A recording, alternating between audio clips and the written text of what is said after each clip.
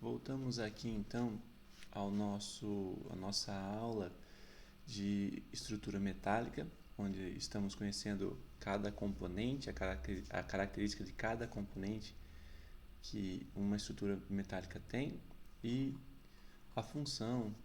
Vamos ver um pouquinho de cada coisa sobre cada componente. A última aula nós falamos sobre grampos de oposição e conector maior, os diferentes tipos de conectores maiores. E agora vamos falar um pouco sobre conector menor, cela e acredito sobre retentor indireto também. Assim como o conector maior é o maior volume da estrutura metálica, é a parte maior que compõe uma estrutura metálica, o conector menor ele já não é tão grande, né, como o conector maior. É por isso que recebe o nome de conector menor. E ele tem como uma característica o que? Até então a gente tem os apoios, a gente tem os grampos de retenção, os grampos de oposição, tudo isso apoiado em dente, e de repente a gente desenhou um conector maior na hora de fazer o nosso planejamento, que essa é a sequência, né? Conector apoio, oclusal, retentor, grampo de retenção, grampo de oposição, conector maior, e agora a gente começa a desenhar o conector maior. Justamente para o quê? Para unir essas estruturas que estão em dente, que seria apoio, grampo de retenção, grampo de oposição, ao conector maior, que vai estar localizado na face lingual, no palato, se for no arco superior, e na face lingual, na região próxima ao fundo de sulco, no arco inferior, ou apoiado em dente, se for no caso de uma placa lingual. E quais são as características desse conector menor? O conector menor ele vai se originar do conector maior, ele sai do conector maior justamente buscando essas estruturas que estão flutuando até então nos dentes, justamente para que ao final forme como se fosse um chassi de carro, né? Tudo está unido ao conector maior. Então ele se origina do conector maior, se estende até a região de apoio oclusal ou de retentor indireto, que a gente vai ouvir falar hoje sobre o retentor indireto. Ele tem formato triangular, com a base voltada para o conector maior, ou seja, a parte mais volumosa do conector maior está ligada ao conector maior.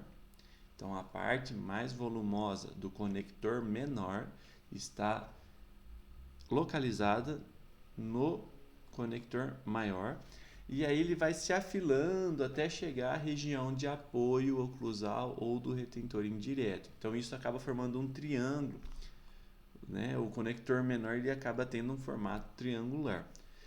Ele se liga ao conector maior e ao apoio ou retentor indireto, formando um ângulo de 90 graus.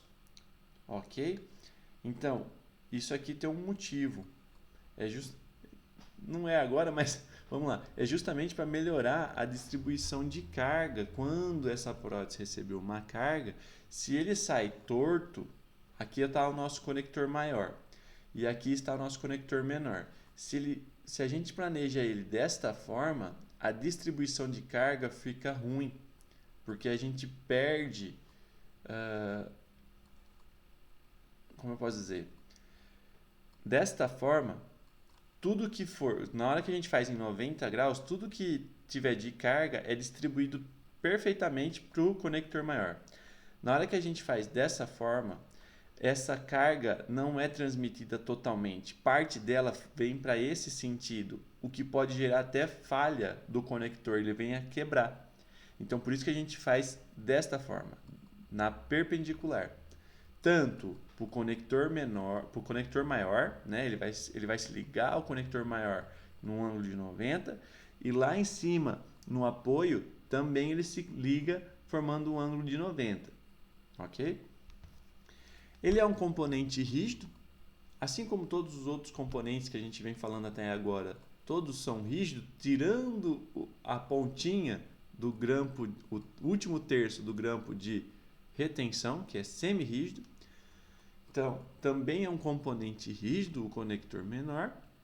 Ele tem uma espessura que vai ficar em torno de 1,5 mm, pode variar de acordo com cada situação, mas deve ser em torno disso, não pode ser muito menor, porque senão ele vai acabar quebrando.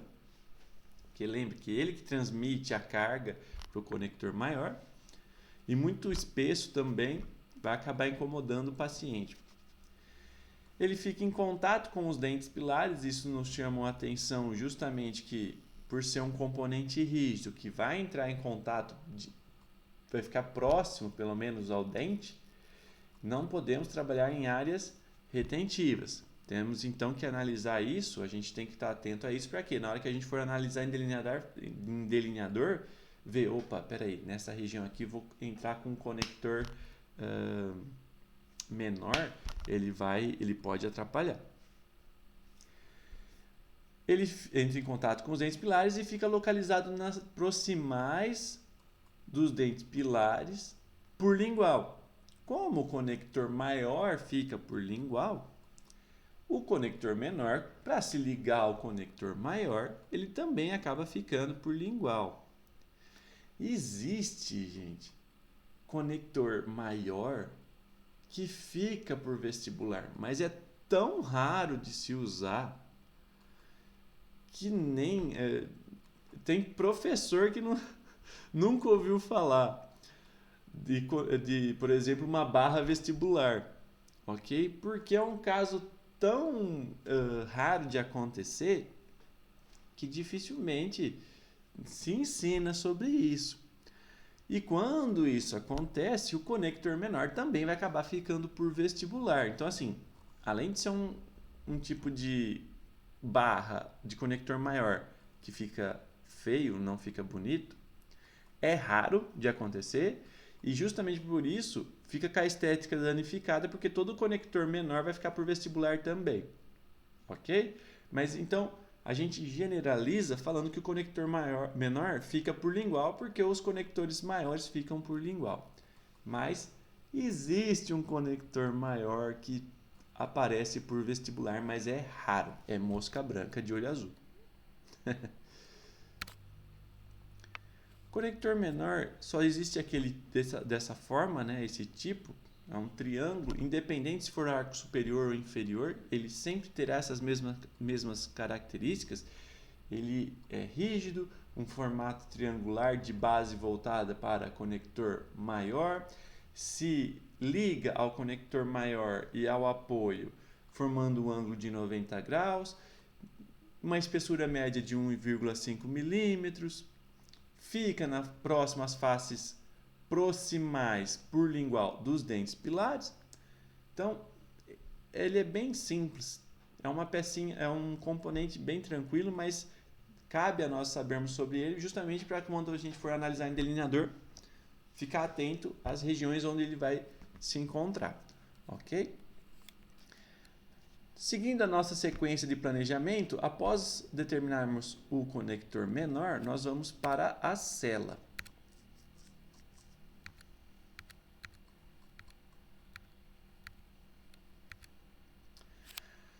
A cela, pessoal, ela fica localizada, né, nos espaços protéticos, onde seja de extremo livre ou espaço intercalado. Ela tem um formato que a gente pode caracterizar como sendo malha ou rede ou lobular. O que seria isso?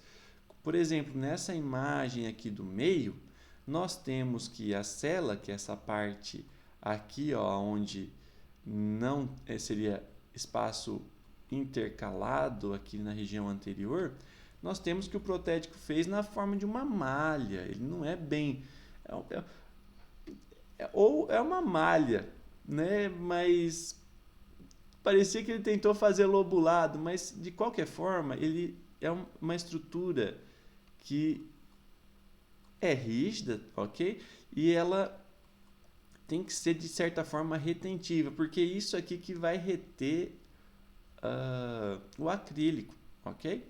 Então, nós temos ele na forma de malha, nós temos aqui ó, no canto direito, na forma lobular, ó, esse aqui já está bem redondinho, mais bonitinho, como vocês podem ver. Aqui também, ó, aqui no canto inferior esquerdo, ó, mais curtinho, mas também é lobular. O tamanho da cela vai variar de acordo com o espaço que você tem. O espaço é dentro. Se for de um dente só, vai ser uma cela pequenininha. Se for uma área maior, a cela se estende por toda essa área, ok? A cela, ela não pode entrar em contato com a mucosa, tanto ela se for para arco superior quanto para arco inferior, porque se ela entrar em contato com a mucosa, ou seja, no modelo está em contato com o gesso, na hora que for incluir, na hora que for prensar essa peça, o acrílico não vai abraçar a cela. Ele tem que abraçar a cela justamente para ele ficar retido. Se está em contato com a mucosa, não vai ter espaço para o acrílico entrar. E se isso acontece, ocorre o risco muito grande de se soltar o acrílico da estrutura metálica. Então, por isso que ele deve ficar no mínimo de meio a 1 milímetro de distância da mucosa, porque aí sim vai entrar o acrílico logo abaixo dessa cela e vai envolver toda a cela e reter o acrílico. Meio milímetro é bem pouco, mas já é suficiente. 1 milímetro tá legal. Se for mais que isso, tem problema? Não tem problema nenhum. É até interessante também que você tenha uma quantidade maior, uns 2 milímetros, 2 milímetros e meio.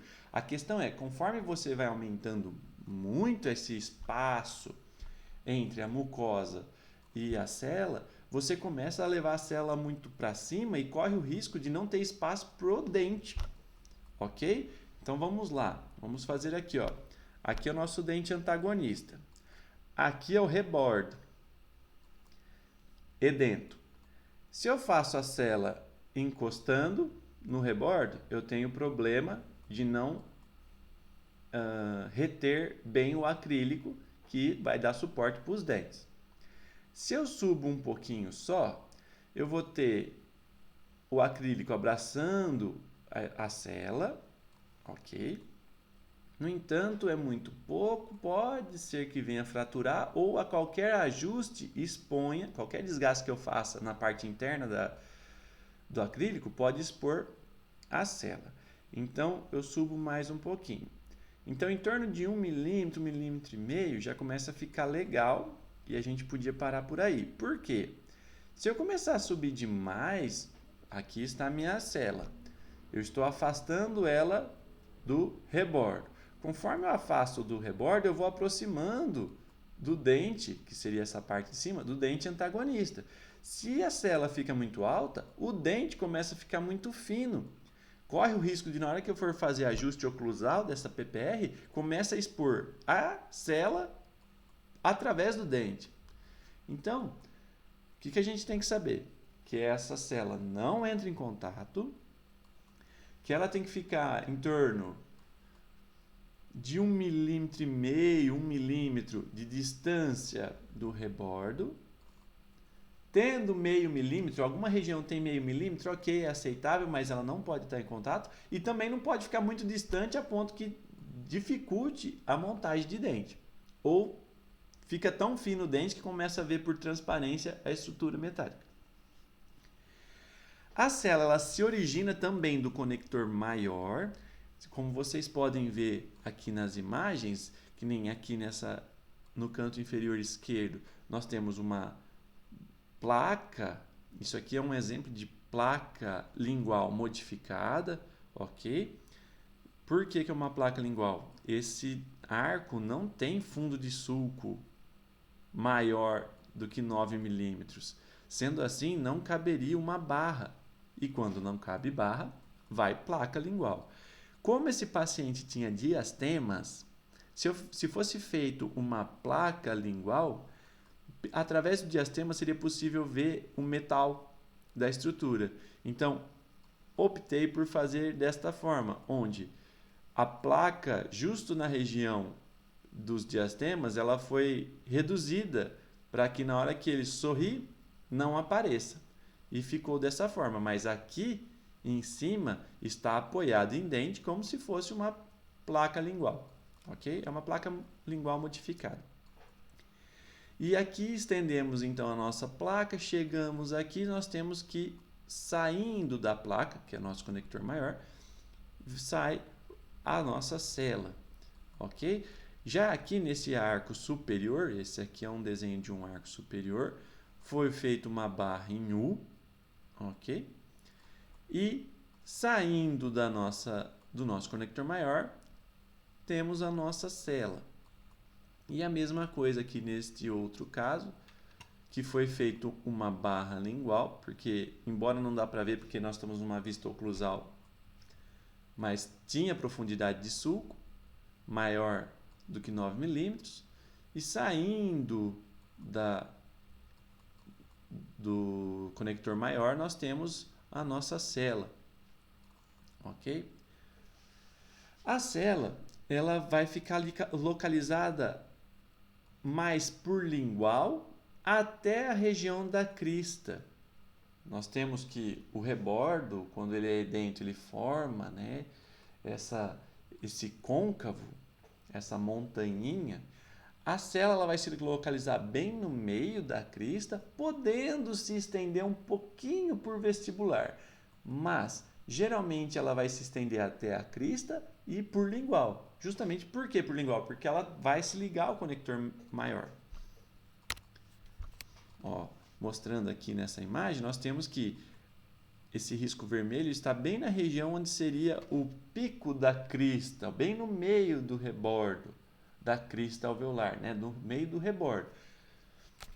Já aqui, nesse arco superior, nós temos o que? Ele saindo do conector maior, se estendendo até metade da crista, mas esse casinho aqui, se tivesse o modelo junto, dava para ver que passou um pouquinho da crista, se estendeu um pouquinho por vestibular. Por que não deve se estender muito mais do que um pouquinho da crista por vestibular?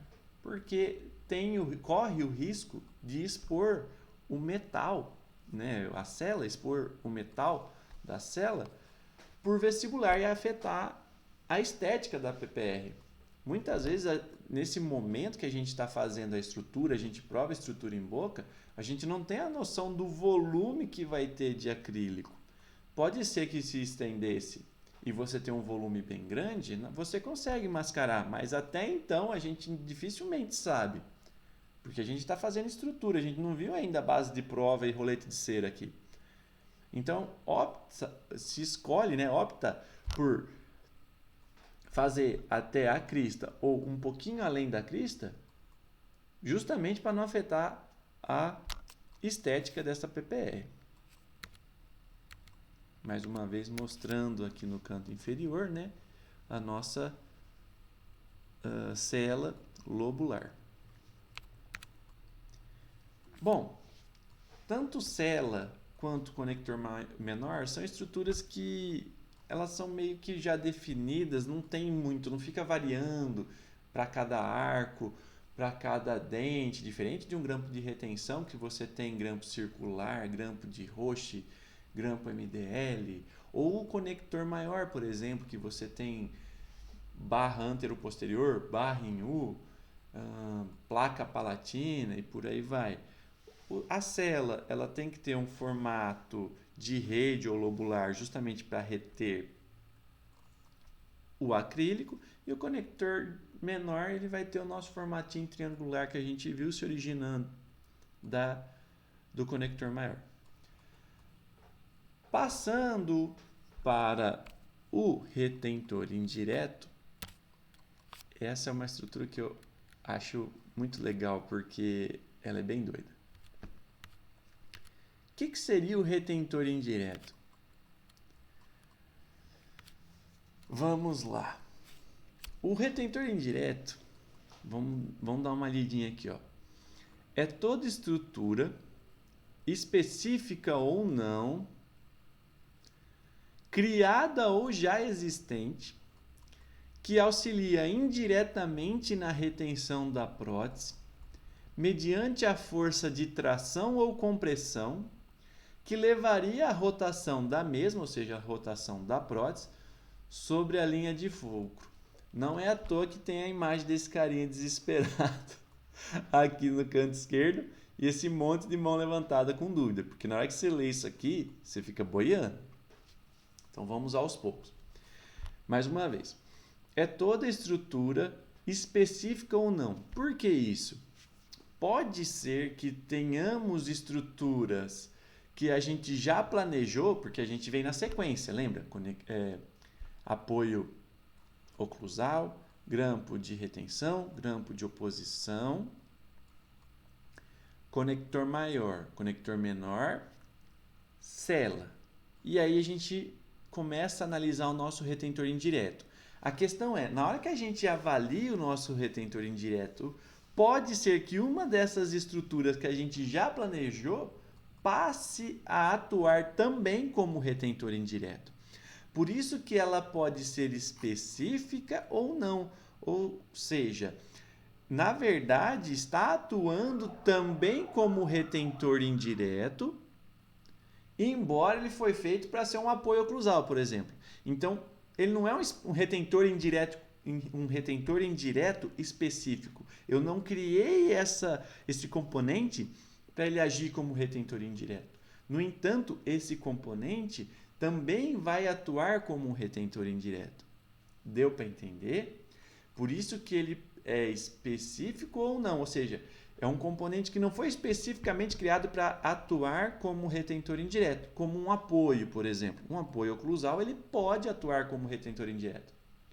No entanto, há situações que, após a gente ter feito toda essa sequência de apoio oclusal, grampo de retenção, grampo de oposição, conector maior, conector menor, cela, na hora que a gente vai ver o que está atuando como retentor indireto, não tem nada. E por isso a gente tem que criar um retentor indireto específico. Por isso que é uma estrutura que pode ser específica, ou seja, eu tenho que criar um retentor indireto. Porque até esse momento não tem nenhum componente atuando como retentor indireto. Ou não. Na hora que eu avalio, eu analiso o meu caso, eu já tenho uma estrutura que não é um retentor indireto, mas está atuando também como um retentor indireto. Por isso, ele é um componente que é específico, é uma estrutura específica, ou seja, eu criei um retentor indireto para agir como retentor indireto, ou não. Eu já criei um apoio, por exemplo, e na hora que eu vejo, esse apoio também está atuando como retentor indireto.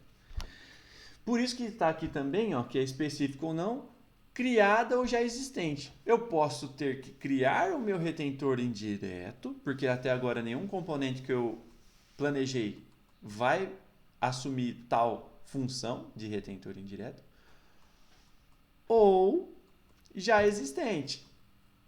Ou seja, tudo do que eu já criei até o momento, na hora que eu analiso, tem um apoio atuando como um retentor indireto, tem um grampo de retenção atuando como um retentor indireto também. Ok?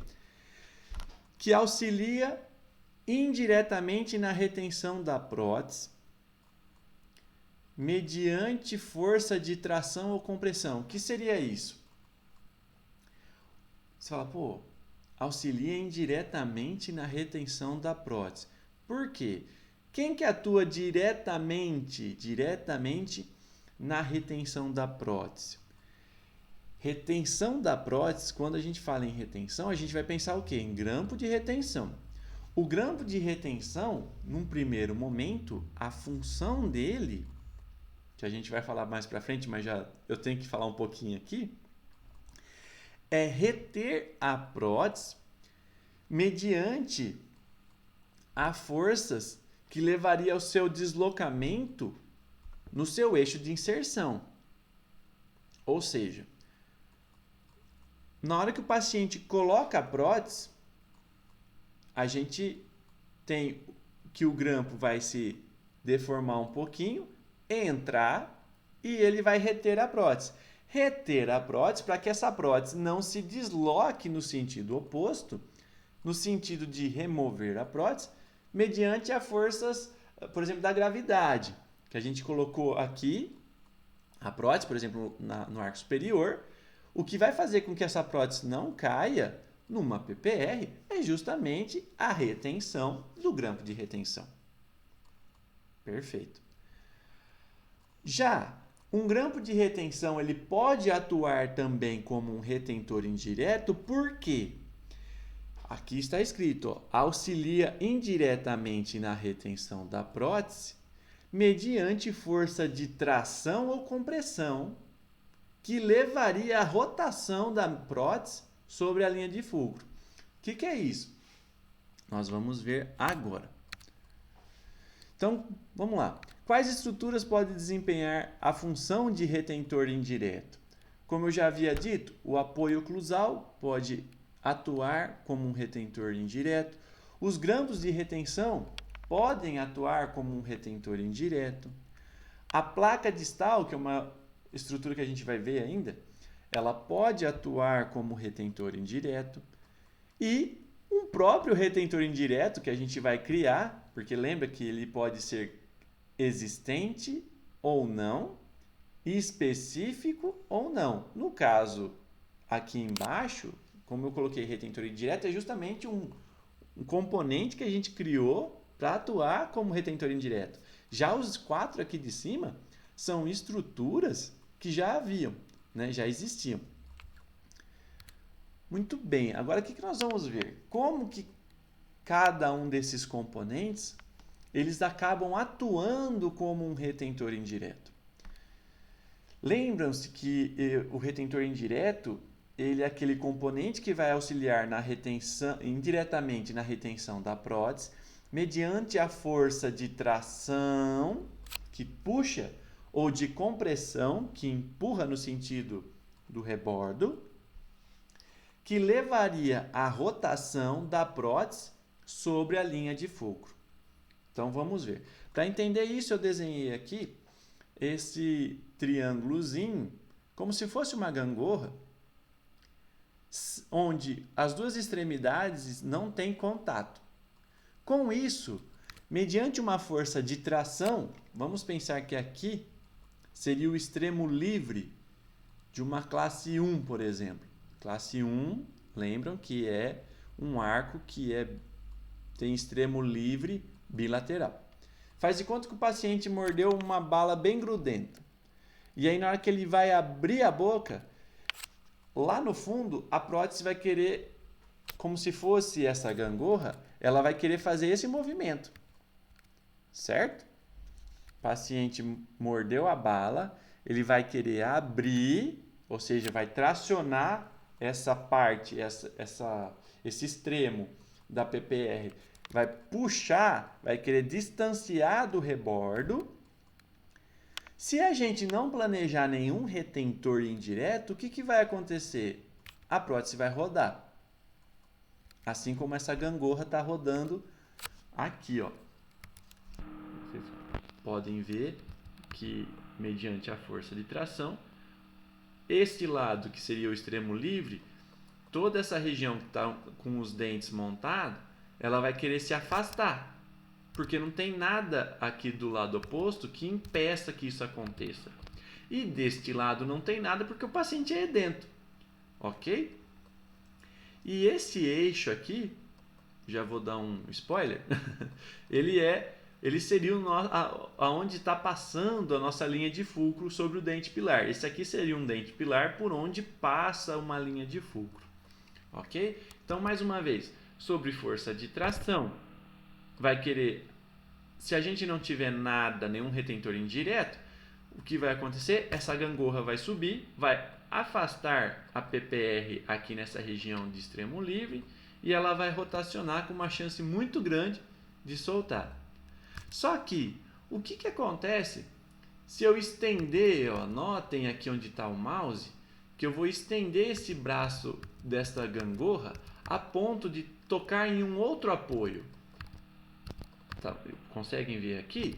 Então, o que vai acontecer? Eu estendi esse braço da gangorra e eu vou de novo morder, o paciente vai de novo morder a nossa bala grudenta.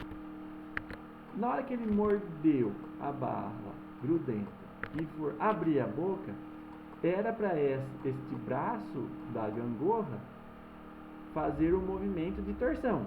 No entanto, como a gente tem esse ponto de apoio aqui, isso não vai acontecer. Vocês entendem que é por isso que ele é chamado de retentor indireto? Ele manteve a prótese em posição, mas não por ser um grampo de retenção. Ele não tem a função de reter. Isso aqui é nada mais que um apoio planejado numa determinada região. Seja porque já foi criado ou a gente cria esse apoio, ele vai impedir que isso aconteça. Deu para entender como um apoio oclusal ele pode atuar como um retentor indireto? Mais uma vez, ó, sem nada, na hora que o paciente abre a boca e tem uma bala grudenta aqui, era para se deslocar nesse sentido. A prótese ia ficar rotacionando sobre a linha de fulcro. No entanto, se eu estendo e crio um apoio ou crio um retentor indireto numa determinada região, na hora que o paciente morder, não tem como rotacionar, porque vai travar, esse apoio vai barrar esse movimento. Ok? Muito bem.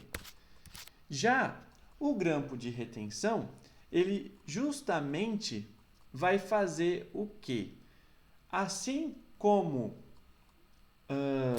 nós temos, neste caso, um apoio impedindo que o grampo rotacione, que a prótese rotacione nesse sentido, o grampo de retenção, por exemplo, um grampo de Roche, o que vai acontecer?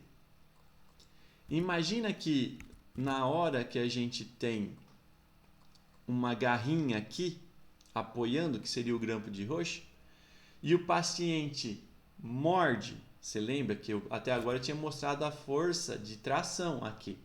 Mas faz de conta que o paciente, nessa condição, mordesse aqui no canto direito, onde é o extremo livre.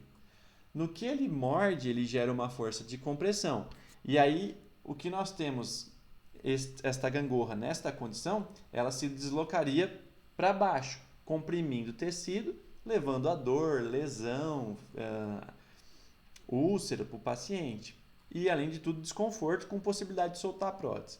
No entanto, se aqui na frente, aonde nesse exemplo eu desenhei um apoio, além de tudo a gente tivesse o grampinho de Roche, que é aquele em tipo de Y, né? Apoiando nesse dente. Na hora que eu tivesse a carga na região de extremo livre e ele quisesse rotacionar nesse sentido, o grampo vai ser ativado e não vai ocorrer essa rotação sobre a linha de fulcro. Então, por isso que ele acaba atuando também como um retentor indireto. Beleza? Muito bem. Agora, como que uma cela pode atuar como retentor indireto? Nós temos que ter a seguinte situação. Faz de conta que esse paciente ele tem só 2 pré-molares de um lado e do outro do arco. Então a gente tem um baita de um espaço intercalado anterior e temos extremo livre posterior bilateral. Não tem como eu criar um apoio nesta região que eu estou mostrando aqui com o mouse para vocês, porque não tem o dente. Então não tem como criar apoio. Então se é assim, não tem como criar retentor indireto? Tem. O que a gente tem que fazer é o seguinte. Imagina que nesta condição, se eu tiver uma força de tração, dá uma olhada aqui no mouse, uma força que empurrasse esse braço para cima, o que ia acontecer com essa gangorra aqui? Ela ia se deslocar nesse sentido. Mas vamos pensar que eu coloque aqui, ó, esse quadradão cinza. Esse quadradão cinza está representando o quê? Uma cela muito bem adaptada ao rebordo. O rebordo nosso seria essa barra, né, essa linha preta. Vocês conseguem entender que neste momento, sem nada, eu tenho uma desadaptação, não está em contato a linha laranja com a linha preta. No entanto, por não ter essa adaptação, assim que ocorrer a tração nesta região, no braço direito desta gangorra, essa gangorra vai se deslocar até entrar em contato com a linha preta, certo? Ok. Mas faz de conta que eu coloco um bloco no meio do caminho, que seria esse bloquinho cinza. Na hora que eu tiver a força de tração, não tem como rotacionar, porque ele vai pressionar no bloco. E o bloco está bem adaptado à linha preta. O que isso quer dizer em boca? Vamos lá. Isso quer dizer o seguinte: mediante a espaço intercalado muito amplo e espaço de extremo livre, nós dependemos de uma moldagem muito boa desta região para que a cela fique muito bem adaptada. Porque neste momento, quem vai atuar como retentor indireto e impedir que essa prótese, nessa condição que nós temos aí, fique rotacionando tanto assim como assim, vai ser a perfeita adaptação deste bloquinho que é a cela. Não tendo espaço entre a cela e o rebordo, não tem como ocorrer uma movimentação de grande amplitude. Vai ocorrer uma leve movimentação justamente pela mucosa, né? A resiliência, o fofinho, digamos assim, que a mucosa é. Mas isso é pouco. É diferente de você ter uma cela que não está em contato com o rebordo, aqui seria o rebordo, e aqui está a minha cela. Na hora que o paciente morde qualquer coisa aqui no nosso braço direito, vai fazer o quê? Vai empurrar essa cela para baixo até ter o toque com o rebordo. Além de lesionar a mucosa, incomodar o paciente, tem chance de soltar a prótese. Horrível. No entanto, se aqui está o meu rebordo e a cela está bem adaptadinha a essa região, na hora que o paciente morde alguma coisa aqui atrás, que levaria à rotação da prótese, por esta cela estar bem adaptada com o acrílico também bem adaptado, devido a uma boa moldagem, que a gente vai aprender isso também, não vai ocorrer essa rotação. E o mesmo acontece se o paciente morde alguma coisa aqui na região anterior, grudenta, que levaria à compressão da parte posterior. Tendo uma moldagem bem feita, seria a mesma coisa que eu levar esse bloquinho aqui também para a parte de trás, neste lado direito da nossa gangorra. Deu para entender? Fiquem sempre estou sempre à disposição, pessoal, para vocês mandarem mensagem no meu Instagram, caso tenham dúvidas, tá? É @Danilo, Dr. Danilo _Cioff. Caso tenham dúvidas, porque retentor indireto, depois que você entende, é tranquilo. Mas até então, por ter que criar às vezes, ou então tem componentes que funcionam como retentor indireto, fica meio chatinho de início. Mas assim que vocês entendem essa mecânica, é fácil de entender. Caso vocês tenham alguma dúvida, podem mandar mensagem, deixar comentário, que eu estou à disposição para responder. Mas espero que com esses desenhinhos eu consiga clarear um pouco a mente de vocês, ok? Um outro componente é a placa distal. Eu não coloquei aqui como ela atuaria, porque é como eu acabei de falar. Uma vez que vocês entendem o que é um retentor indireto, o que ele tem que fazer, a gente meio que começa, ele é meio livre, né, da sua criatividade. Por quê? Na hora que você começa a ver por onde essa prótese poderia rotacionar, você vai vendo qual estrutura que está impedindo isso, ou então você cria a sua estrutura, ok? E a placa distal ela também tem a sua função como um retentor indireto, não é muito grande, ok? Mas ela também funciona e a gente vai ver ainda sobre como que é a placa distal. Mas na hora que vocês verem sobre a placa distal e tiverem entendido como que funciona um retentor indireto, na hora que eu falar como ela funciona, vocês já vão entender. Tipo, é por isso que ela acaba funcionando também como um retentor indireto. Ok? Algumas observações quanto ao retentor indireto é o seguinte. Quanto mais distante esse retentor ficar em relação à linha de fulcro, que é o eixo de rotação da prótese, maior vai ser a sua efetividade. O que isso quer dizer? Faz de conta que aqui é o dente pilar por onde está passando a minha linha de fulcro. E essa prótese ela pode rotacionar nesse sentido. Se eu tenho que a prótese rotaciona nesse sentido, e logo à frente eu tenho mais um dente, se eu criar o meu retentor indireto logo aqui na frente, ele vai atuar como retentor indireto? Vai. No entanto, ele não vai ter uma eficiência muito grande, porque ele está próximo da linha de fulcro. A minha linha de fulcro está passando nesse braço aqui, no meio.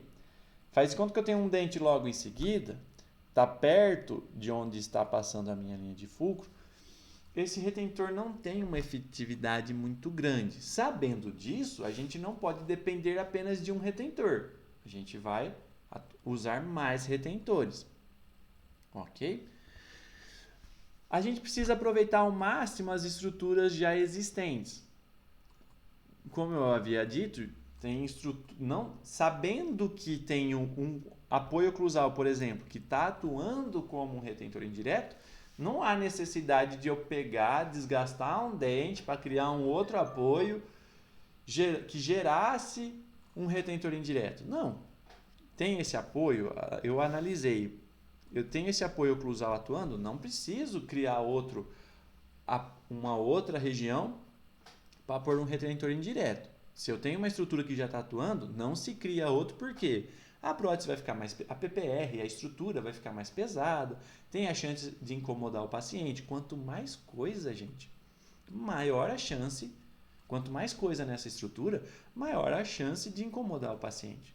Não é por causa disso que a gente vai deixar de criar se há necessidade de criar. Mas não tendo a necessidade, a gente evita, ok? Muito bem. Evitar regiões de descanso de língua, estética e fonética. O que isso quer dizer? Por exemplo, nesse arco que a gente tem aqui do lado direito, nós temos que esta seria a estrutura ideal para esse arco. Esse é um arco de classe 1, ok? Então, nós colocamos 2 grampos de Roche, porque o grampo de Roche é o indicado para extremo livre.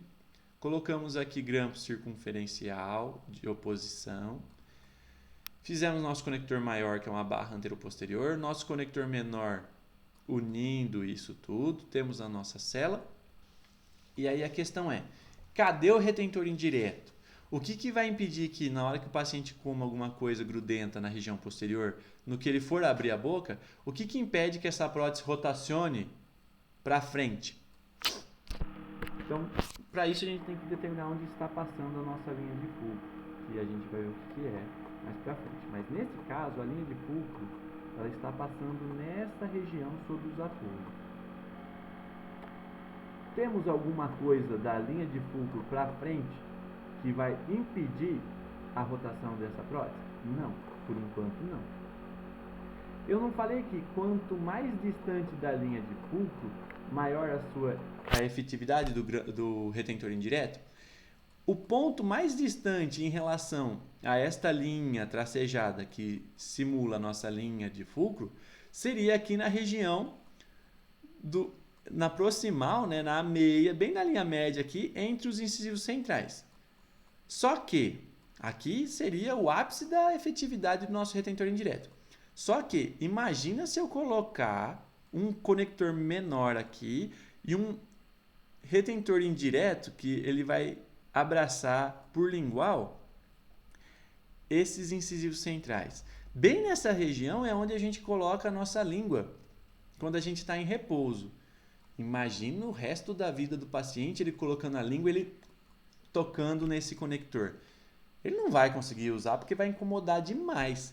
Então é por isso que a gente deve evitar regiões de descanso de língua, porque além de tudo, de atrapalhar o paciente, vai prejudicar, porque nessa área a gente também usa de apoio para falar determinadas palavras, determinadas sílabas. Então isso vai afetar a fonética do paciente e dependendo se o paciente, por exemplo, tem um diastema, alguma coisa do tipo, vai afetar também a estética.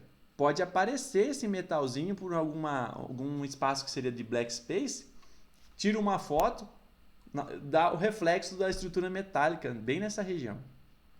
Sendo assim, onde a gente vai planejar para o nosso retentor indireto?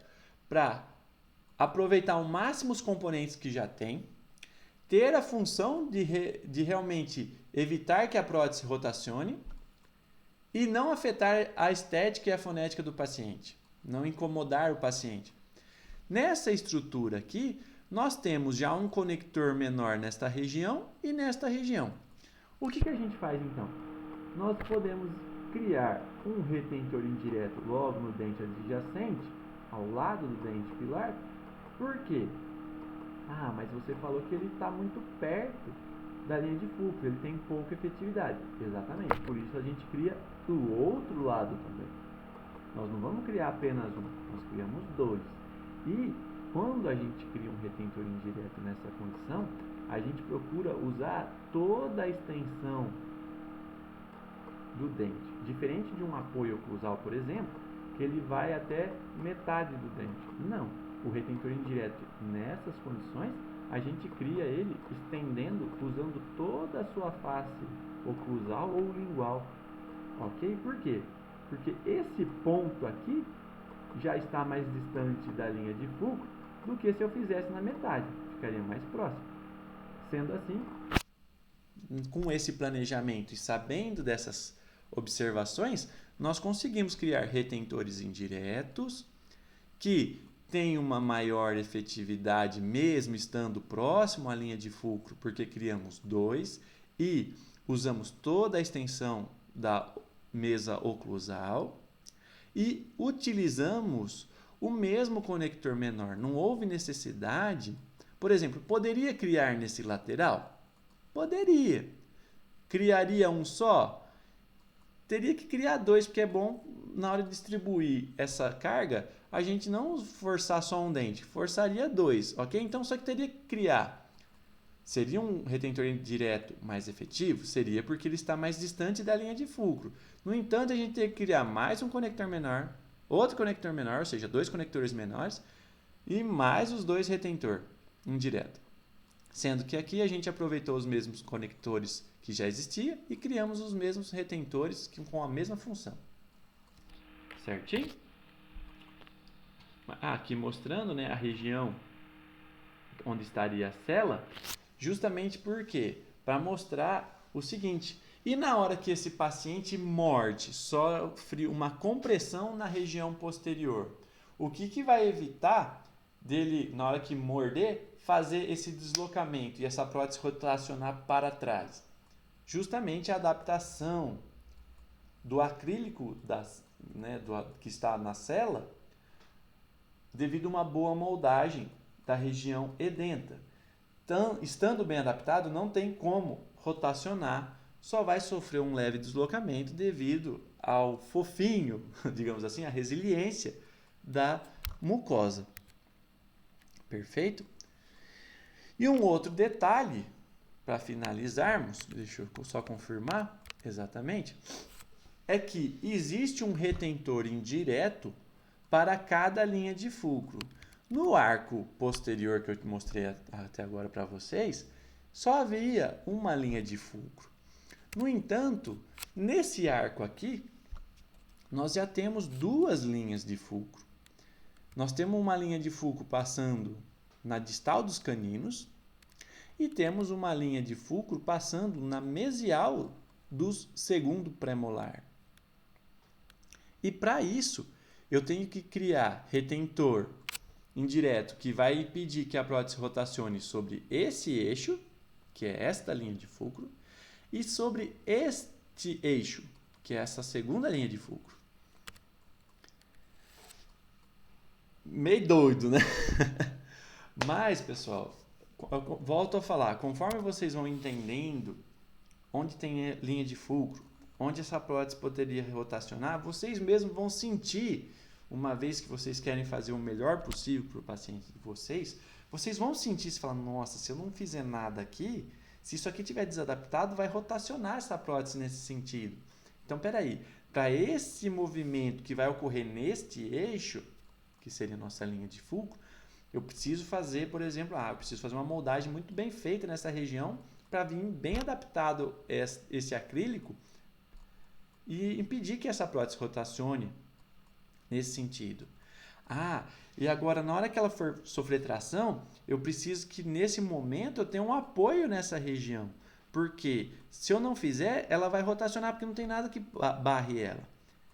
Então, embora retentor indireto é um assunto um pouquinho complicado, mas conforme você vai criando uma certa afinidade, conforme você vai fazendo o PPR e você vai pegando o seu modelo, pega o seu modelo na hora que chega a estrutura que vocês já vêm planejando e começa a submeter ele a cargas. Por exemplo, você pega uma parte de extremo livre onde tem a cela. Se ela vier certinha, ou seja, com um espaço de em torno de 1 milímetro, 1,5 milímetro, na hora que você tiver com ela no modelo e submeter uma carga naquela região onde tem a cela de extremo livre, por exemplo, você vai ver que a estrutura vai rotacionar e querer sair do modelo. Ou seja, já te põe um alerta de que você tem que fazer uma boa moldagem naquela região, porque se você tiver como se fosse um calço, né? Uma coisa que impeça que rotacione, que vai ser essa moldagem que a gente vai fazer, não vai ocorrer essa rotação. Quer ver uma coisa engraçada? Vocês pegam um casinho de vocês, geralmente arco inferior, ele tende a ser uma classe 1, de extremo livre, bilateral.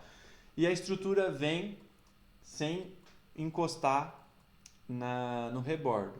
Você pega e faz o seu teste apoiando na cela e fazendo uma leve compressão, você vai ver que a estrutura vai rotacionar para trás. Numa vista lateral ela vai fazer isso, pegando por trás aqui a cela, você aperta, ela vai fazer isso. O que vocês podem fazer? Vaselina o modelo, faz uma bolinha de resina composta, coloca no modelo, você tira a estrutura, coloca essa bolinha de resina composta no modelo já isolado, vaselinado, tanto numa área edenta quanto a outra. E leve em posição de novo a estrutura metálica e aperta pelos apoios. Vai dar uma deformada na sua resina composta, né? E você vai fotopolimerizar. Assim que você fotopolimerizar, você faz de novo o teste. Vocês vão ver que não vai haver a rotação dessa estrutura. É justamente mostrando que naquela região você precisa fazer uma boa moldagem para que fique muito bem adaptada ao seu rebordo. Porque vocês estão vendo que duas bolinhas de resina composta, que não é nada comparado a uma boa moldagem que vai se adaptar a todo aquele rebordo, já está barrando a prótese de rotacionar. Perfeito? Muito bem, pessoal. Vamos finalizar por aqui. Hoje nós vimos sobre conector menor, sobre cela, sobre retentor indireto. Conector menor e cela são estruturas mais facinhas de se entender. No entanto, retentor indireto dá um pouquinho mais de trabalho, mas estou à disposição para tirar dúvida. Qualquer coisa pode postar comentários também que eu vou responder assim que possível.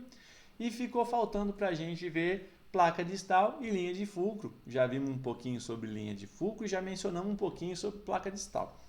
Isso será o assunto da próxima aula. Certinho?